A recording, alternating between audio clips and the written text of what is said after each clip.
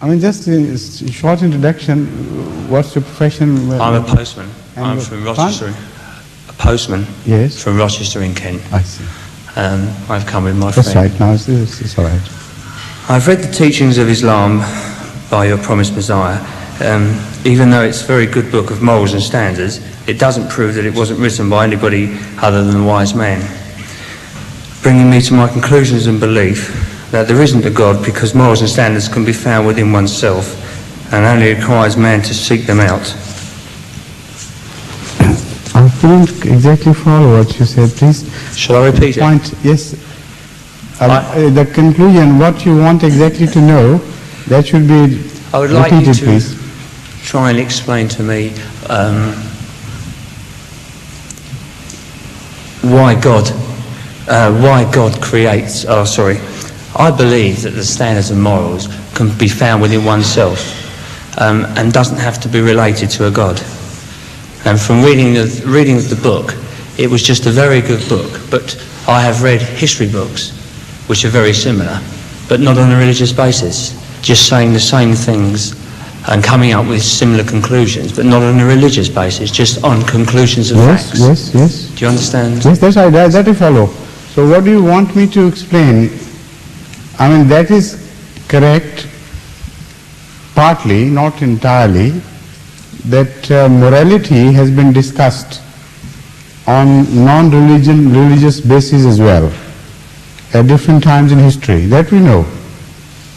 But to say that the same principles were involved and the morality was based on a strong foundation of principles and was ultimately connected to God, as if all morality sprang from Him, and how it was connected systematically, that was what was new in that book.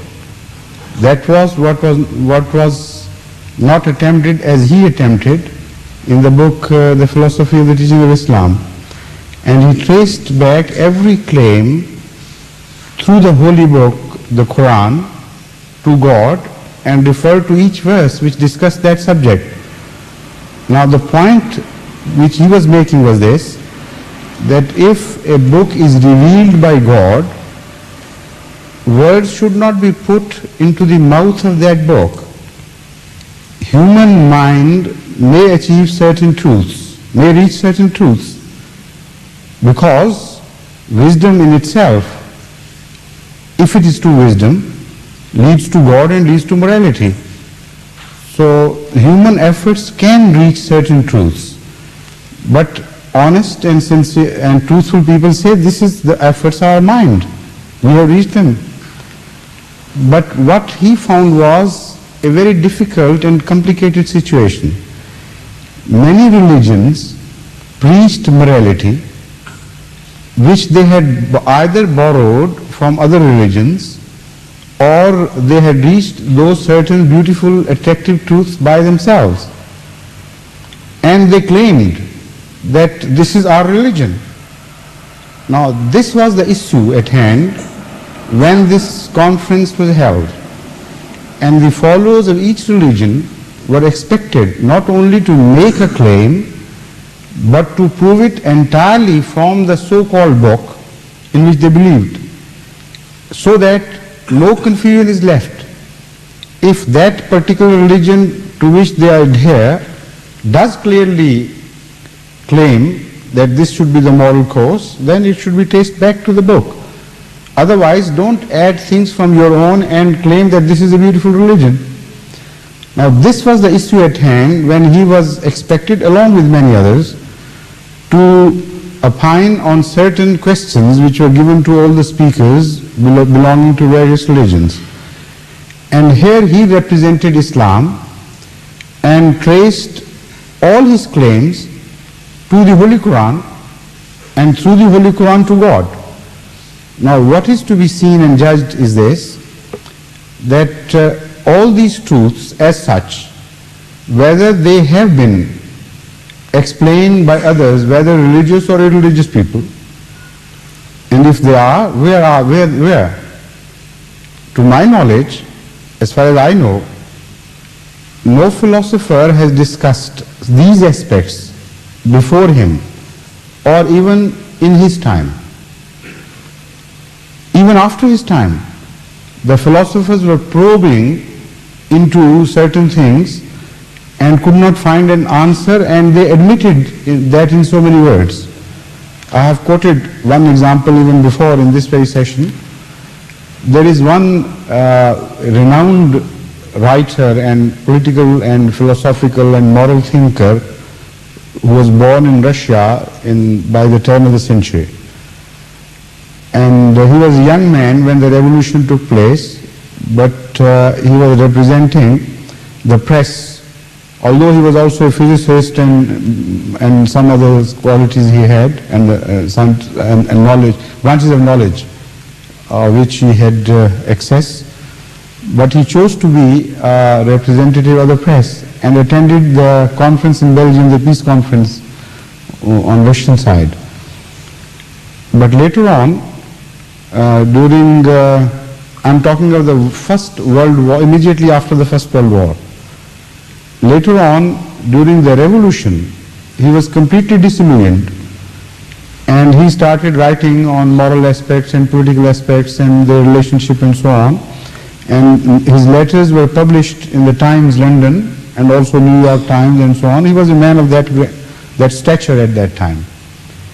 He writes a book on the model of the new universe, where he tackles many moral questions and try to reach out to truth.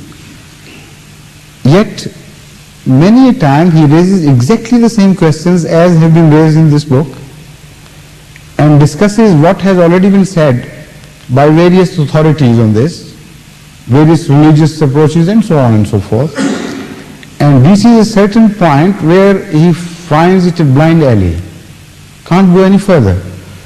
And anyone who has read that book, and also this book which you have referred to, would immediately say that had he but read this book, it wouldn't have been a blind alley. He could have gone a bit further. Now this book, for instance, discusses also the prospects of life after death and the concept of hell and heaven. What should be hell and what should be heaven? Apart from the fact that various religions have produced a certain picture. Whether a concept of hell does appeal to your conscience and your mind or not, and so the concept of heaven is acceptable to man or not. And he builds that, and not from his own, but from the Holy Quran, that this is the concept of hell and heaven in the Holy Quran. This is the concept of life after death in the Holy Quran, and those answers which he gives, as far as I am concerned, satisfy, and as far as I can imagine, satisfies and should satisfy every human intellect.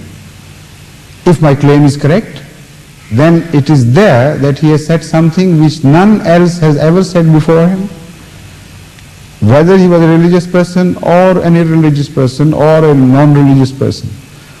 Now this I am pointing out in connection with this Uspensky's model of the New World, because he reaches that point where every religion fails to satisfy his inner agitation.